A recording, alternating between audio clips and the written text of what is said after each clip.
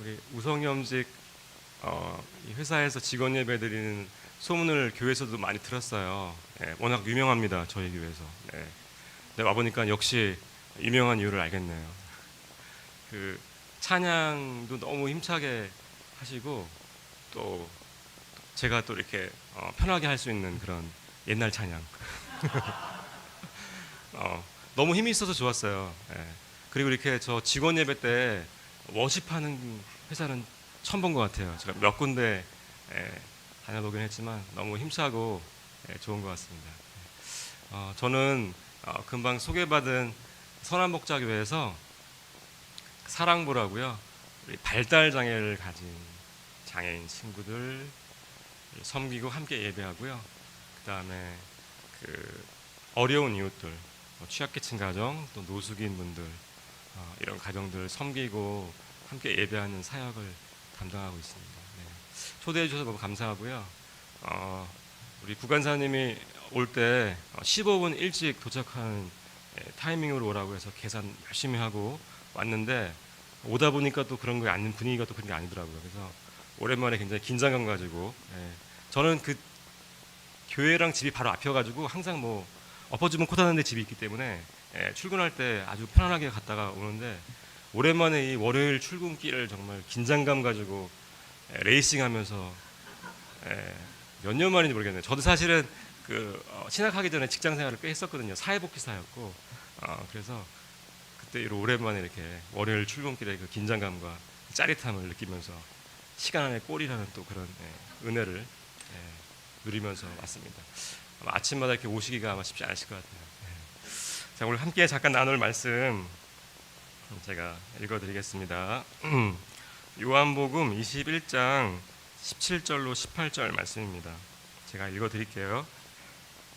세 번째 이르시되 요한의 아들 시몬아 내가 나를 사랑하느냐 하시니 주께서 세 번째 내가 나를 사랑하느냐 하심으로 베드로가 근심하여 이르되 주님 모든 것을 아시오매 내가 주님을 사랑하는 줄을 주님께서 아시나이다. 예수께서 이르시되 내 양을 먹여라. 내가 진실로 진실로 내게 이르노니 내가 젊어서는 스스로 띠띠고 원하는 곳으로 다녔거니와 늙어서는 내 팔을 벌리리니 남이 내게 띠띠우고 원하지 아니한 곳으로 데려가리라. 아멘. 저는 금방 소개해드렸던 대로 교회에서 그 발달장애인 친구들, 그러니까 자폐를 갖고 있거나 지적장애, 뇌병변장애, 일상생활이 쉽지 않은 친구들을 섬기고 또 함께 예배하는 그런 부서를 담당하고 있습니다. 금방 여기 또 우리 구홍 선생님, 우리 사랑부 선생님이신데, 네. 오늘 이렇게 앞에서 찬양하고 예배하는 모습 보니까 우리 사랑부가 생각이 났어. 우리 사랑부 굉장히 자유롭고 아주 순수한 공동체거든요. 네. 그리고 어려운 이웃분들, 우리 노숙인 분들을 또 섬기고 예배하는 사역을 하고 있습니다. 제가 주로 이제 섬기고 상대하는 분들이 그런 분들이다 보니까 이분들이 그 실패를 경험한 분들이세요. 태어나면서부터 실패를 경험하고, 그렇죠. 왜냐하면 장애를 갖고 태어났다는 거에 대해서 약간 실패감을 가질 수 있잖아요. 그리고 우리 노숙한 분들 중에서 옛날에 잘 나가다가 이렇게 망해가지고 뭐 노숙하다가 그렇게 계속 연장되신 분들도 있더라고요. 태어나면서부터 아니면 살다가 실패를 경험한 분들, 이분들하고 함께 오랫동안 제가 이 사역을 한 지 한 20년 됐어요. 함께 예배하고 사역하다 보니까 실패와 고난에 대한 의미를 성경 속에서 또 삶 가운데서 많이 고민하고 그 의미가 뭘까 찾고 또 성경을 통해서 많이 연구했던 것 같아요. 하나님은 우리의 모든 태어나면서부터 마지막 죽는 날까지 다 아시는 전능하신 분이라고 했는데 그분은 실패를 뭐라고 말씀하시나 알고 싶더라고요. 그래서 그분들하고 그 얘기 나누고 싶더라고요. 그래서 그거를 많이 그 의미를 찾고 삶 가운데서 성경 가운데서 그 직장과 가정에서요 성공하고 싶습니다. 성공적인 직장 생활, 또 가정도, 또 관계 안에서도 다 우리가 그걸 기대하는데, 그리고 또 물론 성실하게 성공을 향해서 열심히 노력해야 됩니다. 그래야지 직장도 가정도 잘 이뤄 나가지요. 그러나 사실 우리의 삶이 성공만 있지 않고 실패가 상당히 많고요. 그리고 오히려 이 실패와 어려움을 통해서 삶의 참 의미를 발견하는 경우가 참 많은 것 같습니다. 제가 그분들하고 상대하다 보니까 오히려 넘어지면서 실패하면서 어려움 당하면서 내가 사는 이 삶에 대해서, 내 일에 대해서, 내 사역에 대해서, 우리 가정에 대해서 훨씬 더 진지하게 고민하게 되는 것 같아요. 그거를 저는 이분들을 상대하면서 많이 경험했습니다. 사실 장애를 가진 자녀를 평생 양육하면서 사는 어머님들의 마음은 우리가 그분들의 마음을 잘 이해하기 어려울 정도로 굉장히 어렵습니다. 그 가운데서 삶에 대해서 바라보는 그분들의 관점은요 굉장히 다르고 깊더라고요. 그리고 삶을 실패한 분들이 삶을 보는 관점은요 또 달라요. 성경도 그리고 그 안에서 이 실패가 주는 의미에 대해서 우리에게 말해주고 있습니다. 저도 사역을 또 설교를 말씀드렸던 것처럼 성공적으로 하고 싶은 마음이 많고요. 그리고 성공할 때도 꽤 있습니다. 그래서 제가 교회에서 계속 이렇게 버티고 있는 거겠죠. 7년째 하고 있으니까. 그런데요, 호스피스 사역을 했었거든요. 그러니까 말기암 환우분들 사역을 5년 했었는데, 건강을 잃은 다음에 건강의 소중함을 느끼는 것은요, 이거는 그냥 우리가 평소에 느끼는 이 건강에 대한 소중함하고 차원이 다릅니다. 정말 우리 말기암 환우분들이 이런 고백 종종 하셨어요. 정말 따뜻한 밥 한 그릇 맛있게 한번 먹어보고 싶다라고 마지막에 말씀하신 분들이 있었어요. 왜냐면 그게 모래알 같거든요. 한 끼의 밥이 얼마나 소중한지, 호흡이 안 돼서 호흡기 끼고 있는 분들, 그냥 다닐 수 있는 게 얼마나 고마운지 잃어봐야 아는 경우가 참 많더라고요. 저도 저 목사하게 되기까지 사실 목사가 그렇게 막 쉽게 결단해서 되는 건 아니잖아요. 왜냐하면 굉장히 헌신해야 되는 삶이기 때문에. 저도 굉장히 어려움이 많고 직장생활 하다가 실패 가운데 결단하고 신학을 했었거든요. 근데 목사 사역이 이렇게 잘 되다 보면은 이거에 대한 의미, 고마움, 하나님이 어떻게 날 인도하셨는지 자꾸 까먹더라고요. 근데 약간 삐끗하면 그때 그렇지, 내가 이런 사람이었는데 하나님이 이런 은혜를 주셨지 하고 고마움을 갖게 되고 겸손함을 갖게 되더라고요. 우리가 실패했을 때 그 본질, 왜 이 일을 하는지, 내가 사는 이 삶은 어떤 의미와 어떤 고마움이 있는지 알게 되는 것 같아요. 이번에 제가 교회에서 7년, 우리 교회에서만 7년 사역 해가지고요. 이제 교회에서 조금 저를 배려해 주셔서 제가 해외를 이번에 좀 다녀왔어요. 네, 그래서 어딜 갈까 고민하다가 성서의 땅 이스라엘을 가야겠다. 하와이 같은 데 가면 좀 약간 목사가 조금 욕먹을 것 같아가지고 그래도 이스라엘은 또 갔다 와줘야지 또 약간 근데 이스라엘이 물가가 엄청 비싸더라고요, 여러분들. 네. 물가가 전 세계에서 두 번째로 비싸대요. 햄버거가 하나에 25,000원입니다.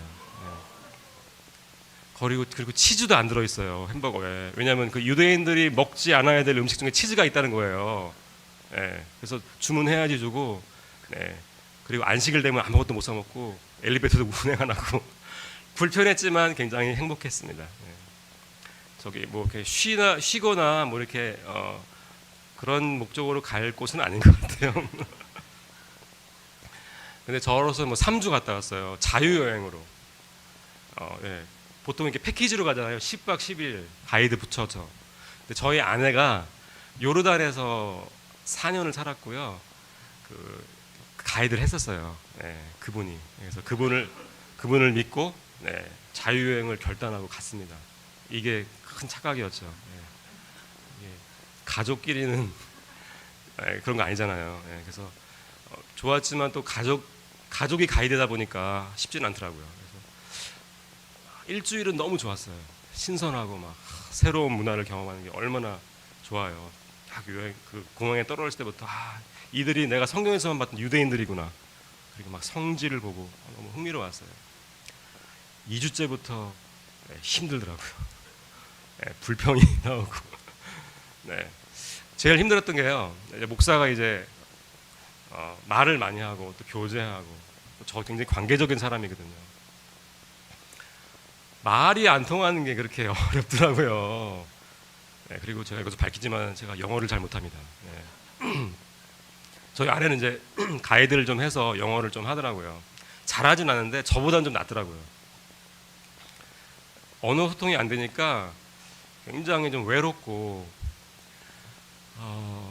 좀 소외당한 것 같고 네, 이방인과 같은 느낌을 일주일은 괜찮은데 2주차부터 약간 그런 느낌이 우리 아내만 계속 말하고 나는 계속 그 뒷고문님만 쫓아다니고 있고 아랍 사람들이 막 저보고 웃더라고요.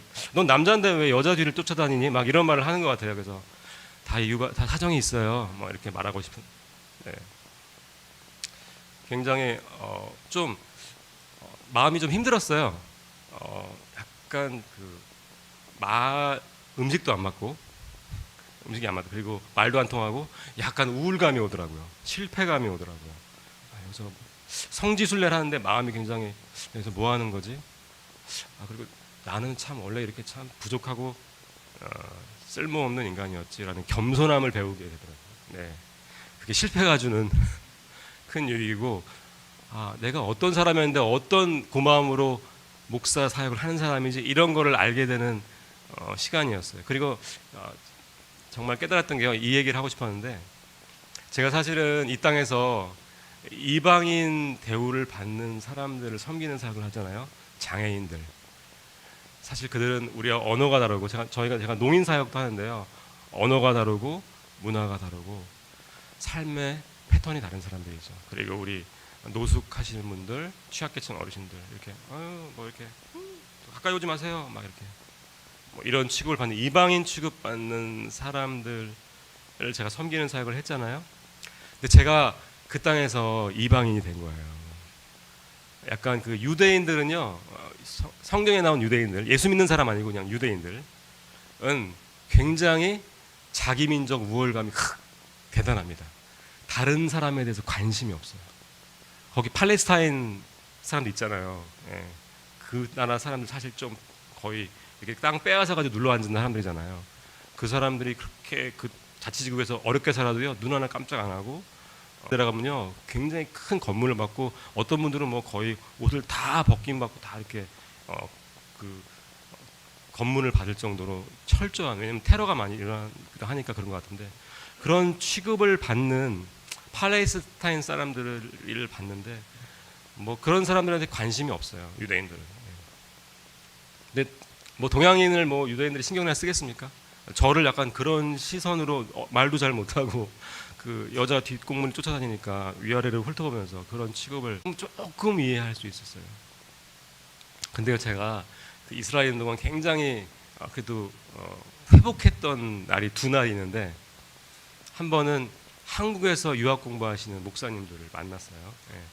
뭐 어떻게 소개로 처음 만난 분이었어요. 네. 근데 마치 한 10년은 안 사람처럼 제가 아주 방언이 터졌습니다. 한국 방언. 그냥 말이 막 그냥 목사님 막 되게 친한 척하고 막 제가 지금 막 서름을 말했더니 그 목사님 저도 그래요. 저도 처음에 이 땅에서 영어 못하고 동양인이라고 무시당하고 그래서 막 서로 수다 떨고 이제 그때 그분하고 같이 장애인 공동체를 사실 탐방했었는데 같이 그때 너무 좋았고요. 두 번째 좋았던 거는요. 유대인들은 별로 사실 동양인들한테 관심 없습니다. 뭐 계산할 때나 뭐 이렇게 맞는지 안 맞는지 확인하는 정도지. 근데요 팔레스타인 아랍 사람들 그 땅에 있는 중동 사람들 중에요 그 아랍 소녀들이 참, 저는 아저씨잖아요. 저는 50대 지금 제가 초중반인데 그 해외에 있는 분들이 이런 얘기 많이 하더라고요. 선교사님들도 지금 이 K-팝하고 이 한류 때문에 굉장히 덕을 많이 본대요. 막 한국 사람이다, 뭐 BTS 아니야, 뭐 이렇게 말 한번 통하면은 그때부터 안 되던 것도 풀리는 역사가 BTS 참 고마운 사람들이더라고요. 네. 그 아랍에 있는 소녀들이 막 오면서 아유 코리안 안 되는 영어인데 제가 그걸 또 들려가지고 네. 같이 사진 찍자고 나 BTS 좋아하는데 너 아니야라고 막 말해주고 관심 가져주고 막 좋아해주고 또 한국말을 막 해주는 거예요. 너무 고맙더라고. 나를 환대해주는 이 땅의 사람들 환대해주는 거. 복음에 굉장히 중요한 원리입니다. 복음은 다른 게 아니고요. 예수님이 이 땅에 오셔서요. 상처받은 사람들, 아픈 사람들, 이방인들을 환대해 주신 거예요. 하나님이신 그분이 이 땅에 문화가 다른, 언어가 다른 이 땅에 오셔서 내가 너희를 환대해. 내가 너희를 사랑해. 너희가 내 자녀야. 내가 너희를 구원할 거야. 환대가 복음이에요. 그래서 이 복음을 만난 사람은 사실 은혜의 빚진 자입니다. 이제 다른 이방인들을 환대해 줘야 돼요. 그래서 거기서 너무 고마웠어요. 그 아랍 소녀들. 네. 눈 동그래가지고 얼마나 그 아랍 자매들 이쁘잖아요. 근데 뭐 우리 딸내미는 사실은 뭐 눈쌍꺼풀도 없이 이렇게 생겼는데 이쁘다고. 네. 한국 사람은 이쁘다고. 니네가 더 이뻐. 제가 너무 고맙더라고요. 그 어려움을 통해서 다시 한번 제가 섬기는 사람들에 대한 마음, 그리스도의 겸손, 사랑 생각하는 시간이었습니다. 지금 실패를 경험하시는 분들 있으세요? 낙심이 되는 분들이 있어요. 관계 안에 어려움이 있는 분들이 있으세요? 이 삶과 일과 관계의 참 의미를 발견할 수 있는 기회이기도 합니다. 그냥 잘 될 때는요 몰라요. 그냥 되는 줄 알아요. 그냥 가는 줄 알아요. 내가 잘난 줄 알아요. 잃어보면은 그게 얼마나 소중한지. 그 사람 한 사람이 와, 이스라엘에서 한국 사람 만나니까 일본 사람도 반갑더라고요. 네, 한일 관계 없습니다. 동양인이면 너무 반가워요. 네. 저희 아내가 아랍에서 살았는데 진짜 그렇대요. 거기 봉사와 있는 그 한국 사람들하고 일본 사람들 그렇게 친하대요. 왜냐면 동양인들끼리 뭉쳐야 되니까.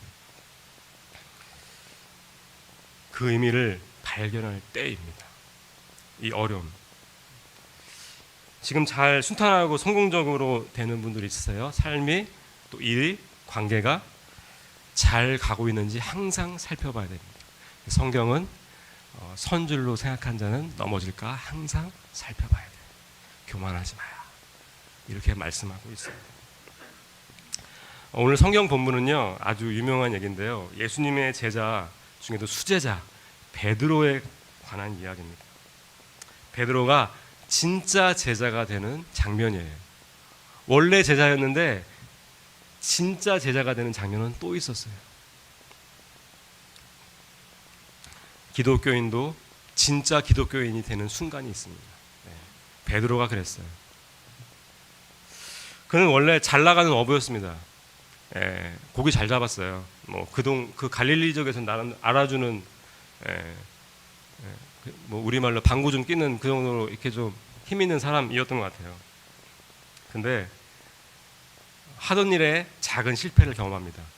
그날따라 고기가 안 잡혔어요. 거의 성공하던 내 타율에 문제가 생겼네. 작은 실패를 경험했어요. 그때 예수님이 베드로에게 오셨어요. 시몬아, 저쪽에 가서 한번 그물을 내려볼래? 그 당시 예수님이 좀 유명했으니까. 밤새 해봤는데 안 됩니다. 제가 이 바닥에 지금 경력이 몇 년인데요. 오늘 안 돼요. 오늘 좀 약간 안 됐어요. 실패했어요. 한번 그물을 내려봐라. 뭐 선생님이 말씀하시니까 제가 한번 그러면 순종함으로 한번 해보죠. 이 순종이 되게 중요합니다. 잘 이해가 안 되고 공감이 안 돼도요. 순종하면은 하나님을 만나는 역사가 있습니다. 아멘. 그물을 내렸는데 고기가 막 엄청 잡힌 거예요. 그때 베드로가 한 말이 있습니다. 주여, 죄인입니다. 제가 죄인입니다. 갑자기 그 고백을 해요. 실패와 낙심 뒤에 예수님을 만나면 내가 죄인인 것을 고백하게 되고 예수님을 만나게 되는 것 같아요. 성경은요, 실패한 사람들의 이야기라고 해도 과언이 아닙니다. 그 사람들이 예수님 만나요. 성공적인 삶을 사는 사람들이 예수님을 잘 못 만나요. 예, 그 당시에 이렇게 바리새인, 유대인들, 제사장들.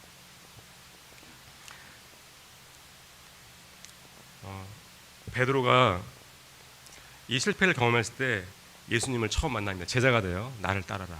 내가 너로 사람 낚는 어부가 되리라. 네가 하는 그 어부라는 직종 있잖아. 진짜 의미를 알려줄게. 네 삶의 참 진리를 알려줄게 하고 제자로 부르십니다. 베드로는 그 이후에 열심히 예수님을 따랐어요. 성공적인 제자로서의 사역을 했습니다.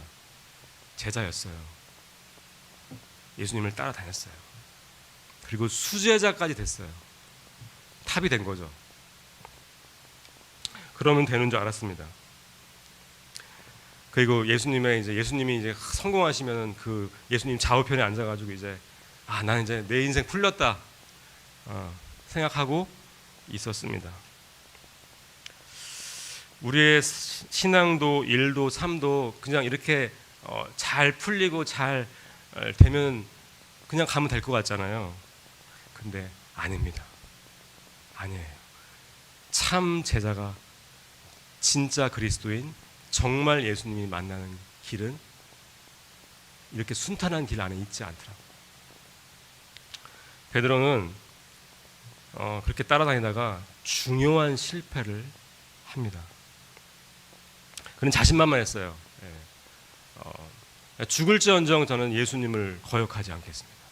배신하지 않겠습니다. 이렇게 아주 참 그리스도인으로 보지 않으셨어요.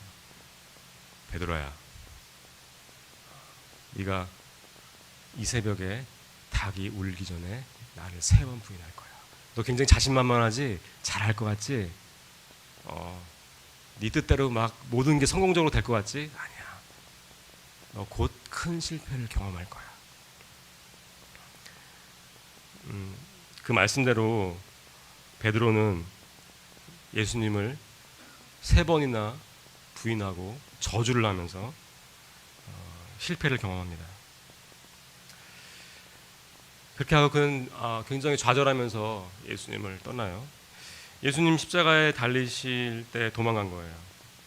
자, 오늘 본문은요, 그리고 난 다음에 예수님 결국 부활하시죠. 내가 배신했던 사람이 놀라운 역사를 이루고 하나님의 아들인 증거를 보였는데 베드로는 좌절했습니다. 그때 예수님이 다시 이 갈릴리 바닷가, 원래 베드로를 처음 불렀던 그 자리, 베드로가 열심히 일했던 그곳에서 다시 베드로를 부르십니다. 이게 오늘 본문이에요. 이 디베라 바닷가에서 실패한 베드로를 다시 만나서 이렇게 물어보십니다. 요한의 아들 시몬아, 네가 정말 나 사랑하느냐? 너 옛날에 나 사랑한다 그러고 잘할 수 있다 그랬고 했는데 너 정말 그래? 마음이 무너지는 거죠. 왜냐하면 금방 불과 얼마 전에 굉장히 자신만만하게 큰 소리 뻥뻥 쳤다가 실패를 했으니. 네. 주여, 내가 주님을 사랑하는 줄 주께서 아시나이다. 옛날에는 네 주님, 제가 사랑하죠. 네, 당연하죠. 저 모르세요? 베드로입니다. 이랬던. 근데 주님, 이제 자신은 없어요. 자신은 없는데요, 저 사실 진심이에요. 정말 주님 사랑해요. 자신은 없어요. 그리고 이제 주님 떠나서는 못 살 것 같아요. 이 고백을 받아내십니다. 여러분들, 이게 진짜 사랑 고백이에요. 우리 여기 여성분들도 계신데 남자들이 오빠만 믿어, 몇 년 못 가죠. 내가 널 믿느니 내가 진짜 내가 널 믿은 내가 내 손을 찢고 싶다 뭐 이런 얘기도 하시는데, 이런 그 자신만만한 사랑 고백은 거의 공수표가 많은 편입니다. 예, 많은 분들도 꽤 있지만 저도 뭐 포함됩니다. 근데 왜 오래 살다가 이제 남편이 여보 나 이제 자신 없다, 그런데 나 이제 당신 없이 못 살 것 같아, 나 밥할 줄도 모르고 빨래할 줄도 모르고 이제 나 당신 없으면 나 거의 장애인이야. 이게 진짜 사랑 고백이에요. 이게 30년 된 부부의 사랑 고백입니다. 이제 당신 없이는 나 막 옛날처럼 막 이렇게 막 그냥 가슴이 설레고 이런 건 없는데 이제 당신 없이는 못 살 것 같아. 이게 진짜 사랑 고백. 베드로가 그 고백한 거예요. 실패하고 이제 배신 때렸어요. 한번 실수했어요. 근데 이제 자신은 없는데 당신 없이는 못 살 것 같아요. 요한의 아들 시몬아, 너 정말 나 사랑하니? 주여, 자신은 없는데 사실 저 주님 사랑하는 거 주님은 아시죠? 저는 잘 자신은 없어요. 당신 없이 못 살겠어요. 시몬아, 내 양을 먹여라. 내 제자로 이제 사역해라. 이때 부르신 거예요. 이때 진짜 제자가 된 겁니다. 저는 신앙생활은 끊임없이 다시 일어서는 것이라고 믿습니다. 끊임없이 다시 일어서는 것. 예수님도 그거를 기대하세요. 워낙 잘하는 사람 말고요, 넘어지지만 계속 일어나는. 뭐 신앙생활뿐만 아니에요. 저는 직장에서 하는 일에서 가정 안에서 동일합니다. 끊임없이 다시 일어서는 거예요. 그 사람이 삶을, 사랑을, 일을 진심으로 사랑하면서 할 수 있는 사람입니다. 참 의미를 알게 되는 거죠. 복음은 그런 것입니다. 예수님께서 내가 다 완성했어, 다 이루었도다. 십자가 계속 넘어지는데요, 다시 일어나, 그리고 나를 믿어, 내가 다 완성했어. 이게 복음이에요. 굿뉴스. 그래서 좋은 소식이에요. 여러분, 여러분의 삶이 성공적이지 않으세요? 계속 넘어지세요? 예수님이 다 완성하셨어요. 여러분의 사랑, 여러분의 삶, 여러분의 생명, 여러분의 일도 하나님이 다 십자가에서 그리스도 예수를 통해서 완성하셨어요. 다시 일어서서 주님한테 나아가기만 하면 되는 겁니다. 그래서 복음이에요. 그래서 좋은 소식이에요.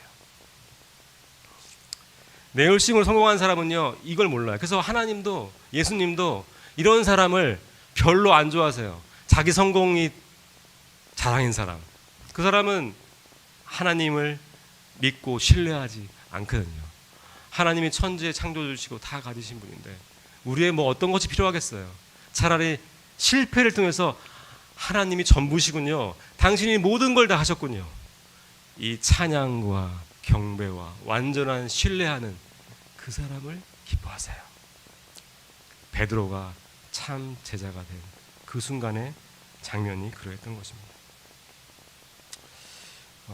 은혜와 감사와 겸손은요, 실패를 통해서 배우게 되는 것 같습니다. 성경은 그것을 계속 말하고 있습니다. 그래서 성경에서는 하나님이 이렇게 말씀하세요. 나는 실패자의 하나님이야. 성경을 혹시 읽어보신 분들도 있으시고 안 읽어보신 분도 있을 텐데요, 읽어보세요. 대부분 실패한 사람들 이야기예요. 네. 특별히 예수님이 와가지고 환자들, 장애인들, 죄인들, 이 사람들에게 내가 너와 함께하러 왔다. 내가 의인을 부르러 온 것이 아니라 성공적인 삶을 사는 사람, 늘 자랑이 많고 자기 뜻대로 모든 걸 하는 사람을 부르러 온 것이 아니라 죄인을 부르러 왔어. 실패하고 연약하고, 그래서 겸손하게 나를 만날 수 있는 사람과 힘듦을 가질 수 있습니다. 그러나 우리는 물론 성실해야 되고요, 최선을 다해야 되지만 실수할 수 있고 실패할 수 있어요. 그때 오히려 우리 관계와 일과 삶의 참 의미를 돌아보고 회복할 회복할 수 있는 정말 좋은 기회인 줄로 믿습니다. 그 마음으로 다시 일어서서 다시 그 자리에서 관계를 새롭게 하시고 그 일을 해보세요. 일이 달리 보입니다. 관계가 새로워집니다. 삶이 새로워집니다. 하나님을 보는 믿음의 눈이 열립니다. 우리 공동체 안에 특별히 이렇게 넘어지고 힘들어하는 그 사람들 손 내밀어 주세요. 그러면 그 사람이 일어나서 우리 공동체 안에 새로운 에너지원이 됩니다. 아까 전에 찬양하고 이렇게 워십하는 거 보면서 우리 공동체 안에 이런 놀라운 하나됨과 사랑이 늘 넘쳤으면 좋겠다는 기도가 되어지는데 같이 손잡아주고 실패하고 어려운 사람들 끌어주는, 그래서 공동체가 정말 하나가 되고 사랑해서 이 안산에서 가장 우리 교회가 사랑으로 소문난 교회가 우리 교회 표현인데 사랑으로 소문난, 그리고 이 회사 들어가면 다 행복하대, 힘으로 근데 삶의 의미를 되찾는데 이런 우성염직 되시기를 예수님의 이름으로 축복합니다.